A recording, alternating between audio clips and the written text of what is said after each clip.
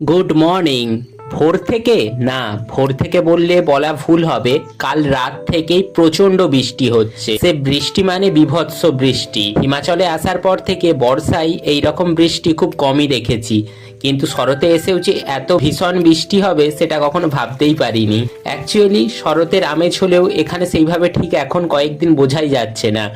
যা আকাশ কালো করে সারাদিন ধরে কখনো টুপটাপ কখনো ঝমঝম বৃষ্টি হয়েই চলেছে, তাতে সব কিছুই যেন বর্ষারই মনে হচ্ছে। নিউজে দেখাচ্ছে পাঞ্জাব সাইডের ওই দিকটাই প্রচণ্ড বৃষ্টিতে কোথাও কোথাও বন্যাও চলে এসেছে।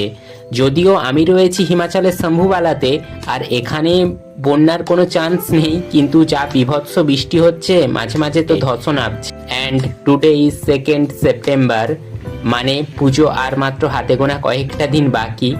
বাট এখানের বৃষ্টি যা হচ্ছে আর বাড়ি ফেরারও সময় এগিয়ে আসছে।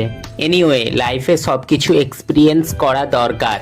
এই প্রথমবার বাড়ির বাইরে এতটা দূরে পুজোর আগে সময় কাটাচ্ছি, ডিউটি করছি। বিকেলে যখন বেরিয়েছিলাম ওই অ্যাজ ইউজুয়াল আকাশ কালো করে বীভৎস মেঘ, আর সাথে টুপটাপ বৃষ্টিও পড়ছিল।